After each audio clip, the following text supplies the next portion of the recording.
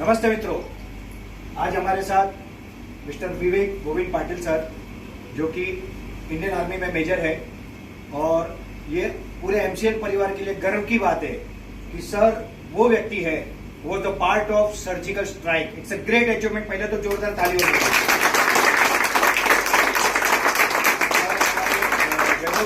Chauhan sir के नेतृत्व में हमारे कौटे महाकाल तालुका के लिए एक सपोर्ट सिस्टम से तरह काम कर रहे हैं। He is involve in MCL family और इस विजन मिशन को आगे लेके जाने के लिए काम कर रहे हैं। मित्रों, आज आप ये देख रहे हो बहुत जगह पे कि कुछ लोग एमसीएल में चल विचल हो रहे हैं, डिस्टर्ब हो रहे हैं, डर रहे हैं, पॉजिटिविटी नेगेटिविटी की बातें कर रहे हैं, जबकि टेक्निकली उनको कोई चैलेंजेस नहीं है। वैसी जो चैलेंजेस इन्होंने देखी होगी, क्योंकि जब ये सर्जिकल स्ट्राइक पे गए तब इन्होंने क्या परिवार के बारे में सोचा होगा, अपने बारे में क्या सोचा होगा।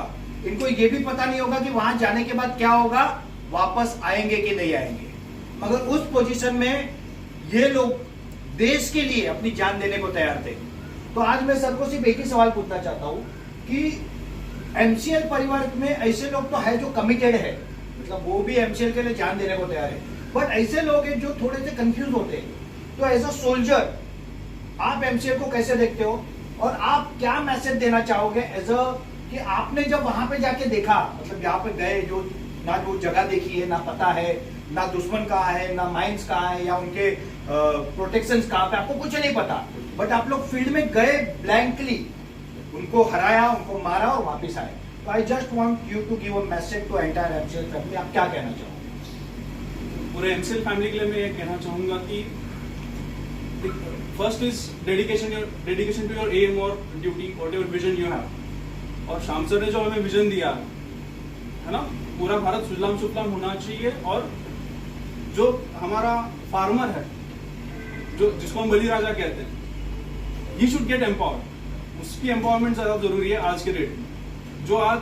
मतलब फार्मर की स्थिति आप सभी जानते हैं आज के दिनों में क्या है। तो उसको एम्पावर करने के लिए, लोगों को एम्पावर करने के लिए हमें ग्रीन रेवोल्यूशन लाना बहुत जरूरी है, जो शाम सर ने हमें विजन दिया है। और हमारा जो इनिशियल है कि हमारा जो फॉरेन एक्सचेंज मतलब फॉरेन करेंसी या फिर जो ट्रेड डेफिसिट आ रहा है हमारा, it is mostly due to crude oil products. तो ये कम करने के लिए अगर वो पैसा पूरा, जैसे हमें शाम सर बताते हैं कि जो हर फ्राइडे हमारे लेक्चर्स होते हैं, या फिर जो भी एमसीएल के थ्रू हमें मैसेज दिए जाते हैं, वीडियोस होंगे, सर होंगे, सभी के द्वारा जो मैसेज दिए जाते हैं, तो लार्जर एम इज की to stop our money going outside from this country, and same money is getting utilised in the country, and it is regenerated in multiple times. अगर वही पैसा हम अगर 8 लाख करोड़ साल के बाहर जा रहे हैं, वो पैसा अगर इंडिया में रुक रहा है तो वो कम से कम 20 या 30 लाख करोड़ बन रहा है, क्योंकि वो लोगों के हाथों से गुजरता हुआ जा रहा है। मैं किसी शॉप में गया, शॉप वाले ने उसके होलसेलर को दे दिया, होलसेलर ने फिर कुछ गाड़ी खरीद लिया, ऐसे this way this money is getting rotated and it is getting multiple times it is getting increased, and that's how the value of rupee will get increased. ये तो हो गया larger M.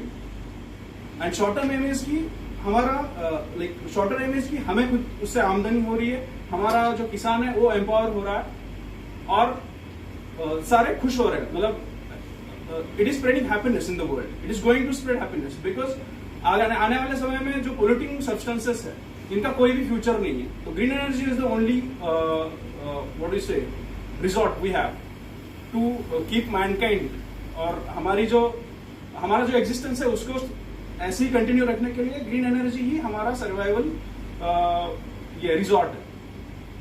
So I want to से कि मराठी में जब कहते हैं केलाने होता है रे आधी केलेची पाहिजे, तो आप ये तो चैलेंज सबको आएंगे, ब्यूरोक्रेटिक हैसल्स आएंगे, बहुत कुछ आएगा, 2-3 साल लगेंगे आपके जमीन को एनए होने में, सैंक्शंस आने में, एनओसीज आने में, बट हमें रुकना नहीं है। We should be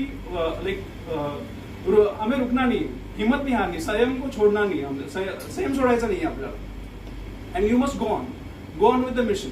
it will take time, surely everybody knows कि it is going to take time, but the end product of it, और उसका जो फल है वो बहुत ही मीठा होने वाला है, और सभी के लिए होने वाला है। किसी अकेले का सिर्फ प्रोग्रेस नहीं होना है इसमें सबकी ग्रोथ है। तो we must go with the mission what MCL has given us, and we should not leave anything behind. We should not like lose our hopes.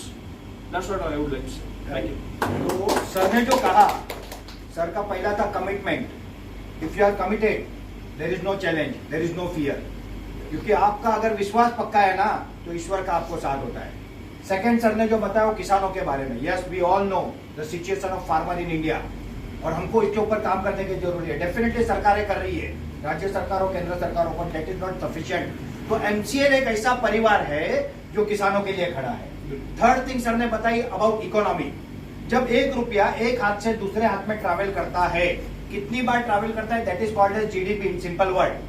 अगर हम 10-12 लाख करोड़ बचा लेंगे और 10 से 12 बार वो पैसा ट्रैवल करेगा तो $1.5 ट्रिलियन इकोनॉमी हम भारत के ऐसे ही बढ़ा सकते हैं, रेवेन्यू बढ़ा सकते हैं, ग्रोथ बढ़ा सकते हैं. और सबसे बड़ी बात कि क्योंकि ये पैसा रॉ मटेरियल किसान देगा, सारे प्रोडक्ट किसान देगा, तो ultimately it will go in the hands of our farmer. और जो सबसे महत्वपूर्ण बात सर ने कही, that was about mission. Sir एक मिशन पे गए थे, उन्होंने ये नहीं सोचा कि मेरी जान के साथ क्या होगा, मेरे परिवार के साथ क्या होगा. हम भी मिशन पे और हमको भी ये सोचना है कि हमारा चाहे जो हो वो हो, बट एमसीएल मिशन सक्सेसफुल होना चाहिए. एक बार भारत माता की जय बोलेंगे और इस मिशन पे जोरों से लग जाएंगे. भारत माता की जय. वंदे मातरम. वंदे मातरम. Thank you very much.